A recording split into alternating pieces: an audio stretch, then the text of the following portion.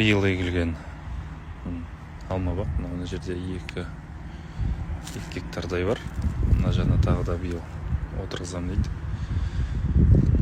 Бізге арасында көмек сұрайды, кеңесіңіз берсеңіз деп көңіл бөлуге тырысамыз арасында. Қазір мына күз болды. Келіп көріп, мынау суаруды тоқтатыңыздар деп айттық. Өйткені ағаштарды ұйықтауға дайындау керек. Өйткені су жеткілі болып тұратын болса, бұның жапырақтары жаңағындай су жеткіліп келіп тұратын болса, олар ұйықтауға кеш кетеді. Ал кеш кеткенде аяздар түсетін болса, ол ісіп қалуы мүмкін. Сол үшін де суаруды қазір тоқтату керек. Сосын тағы да бір мәселе, бұны енді тікелей эфирде түсіріп жатқан себебім, қазір бұны пост қылып сап қоя саламын. Кім біледі, біреуге керек болар бұл ақпараттар. Өйткені тек қана уақыт емес, ескі ауламызда да алма егеміз ғой, біз көпшілік. Басқа алма міндетті түрде болады шынында. Сосын мына жерде көрініп тұрсың, ұштары сарғайып жатыр, жайлап. Көріп тұрсаңыздар, төбесі, жапырақтар. Бұл жаңа өскендерге темір жетпей жатыр деген сөзді білдіреді. Жаңа өскендерге. Жақтында көрінер кішкене.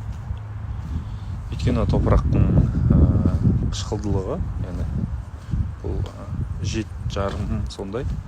Ондай жерден әсіресе борды, молибден, сосын темірді сіңіру кішкене қиынға соғады тамырдан өсімдіктерге. Ағаш болсын, басқа өсімдік болсын. Сол үшін мынау төбе жақтарға, жаңа жапырақтарға жетпей жатады. Оны тек қана жапырақ арқылы бересіз темірді. Жапырақ арқылы еткен тамырға көмектесу үшін жапырақ арқылы беріледі. Енді бұл жерде тағы да бір маңызды бір шаруа қалды. Бұл тамыр маңайына фосфор калийдің айшықтарын беру керек. Енді бір сұрақ туындайды, күздігіне не үшін тыңайтқыш беруіміз керек деген сияқты. Өйткені көпшілігі негізі мынау күзде өзінің өмір сүру кезеңін аяқталғанды бастаған кезде вегетациялан.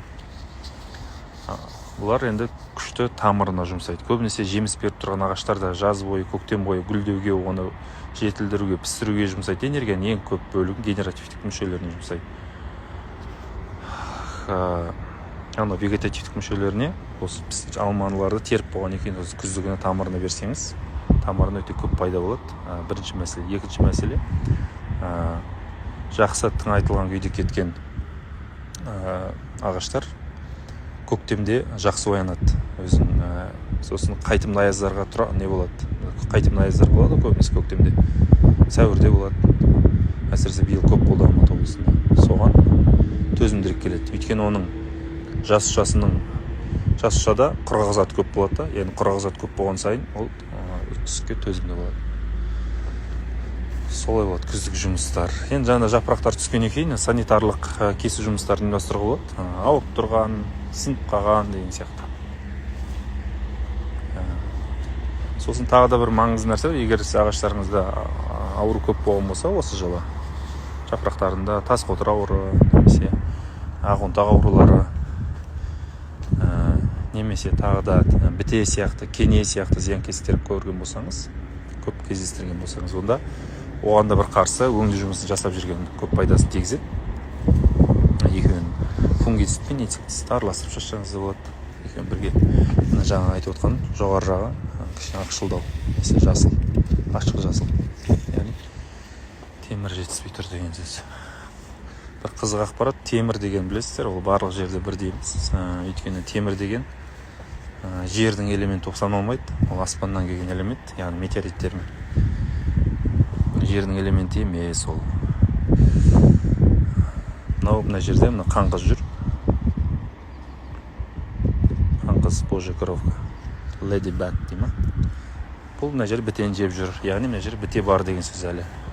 Бірақ ол бітеден қатты кедергі жасамайды. Бірақ бітелердің мәселесі ағаштың жарықшаларында, түйнекте не дейді? Бүршіктердің астында жасырынады. Сол үшін де күзгі өңдеу пайдасын тигізеді. Сосын ағаштардың тыңайтқыш берген кезде тек қана түбіне ғана бермеңіз, өйткені тамырлары кең жайылады да былай. Мынандай кеңнен бересіздер ғой, тыңайтқыш берсеңіздер. Кең шеңбер алып, мия деген бұршақ тұқымдас арамшөп. Бұл енді өте не дейді, бұл агрессивті өсімдік, бұл арамшөп. Өте қатты, бұның жұлуының өзі оңай емес. Яғни тамыр жүйесі өте мықты бұның. Бұның тамырынан білесіздер, бұның дәрі алады. Қараңыз, жыламай тұр мынаны. Бұның тамырынан дәрі жасайды. Кезінде олар көп сатты ғой Қытайға тамырын. Сол үшін мынандай арамшөптер болатын, біз міндетті түрде оның көзін жою керек, өйткені ол өте үлкен бәсекелес алмаларға. Уалейкумассалам, Нұрмахан, қалайсың? Жазылдың ба? Мына жердегін жою керек, мынаны жою керек. Қысқасын арамшөппен күресуде өте маңызды. Күздік жұмыстар ғой, алмаға қатысты. Сосын келер жылы, келер жылын жұмысы, соны алдын айтып қойым, олар енді жақсылап кесіледі, форма беру үшін, жаңа бұтақтарын дамыту үшін. Міне бір жылдық. Биыл гүлдеді бұлар. Келер жылдың почкілер тұр міне. Келер жылдың міне бүршіктері тұр, гүлдейінде. Мынада көп екен өте. Мынада өте көп. Егерде қазір оны тыңайтып жібермесеңіз, көмектесіп. Өйткені мына жерді бүйтіп тегістеген ғой бетін. Бір жерлеріне беткі А қабатын сүріп тастағанда, астында Б қабат, кейбір жерлерден С қабаты көрініп кеткен. Оны тыңайтып жібермесеңіз, оған арғап өмір жалғастырып кету кішкене қиынға соғады. Келердерге капель тапшылатып суғару жүйесі орнатылады. Сол кезде кішкене жеңіл болады тыңайту жұмыстары.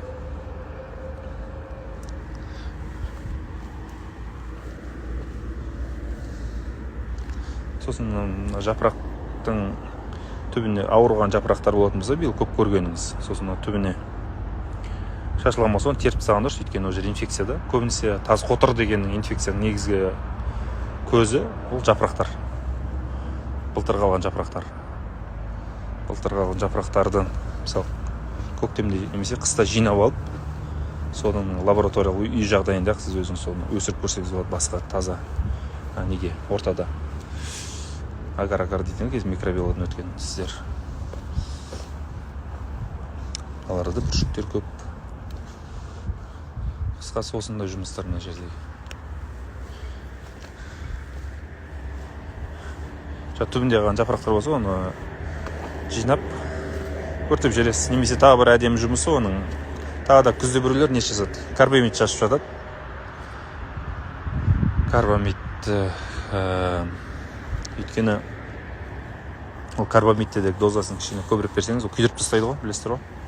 Сол үшін жапырақтағы ауруларды күйдіріп тастау үшін, өйткені жапырақ күйсе ештеңе етпейді ғой кезде. Сосын ауру зиянкестерді де күйдіріп тастау үшін карбамид қолданып жатады біреулер. Мочевина дейді ғой енді оны біреулер.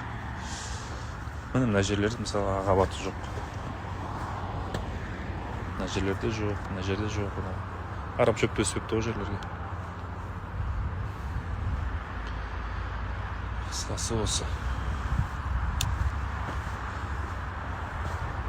Сарықтарыңызды қалдырыңыздар. Мынада да өте көп екен мынада. Біреу, екеу, үшеу.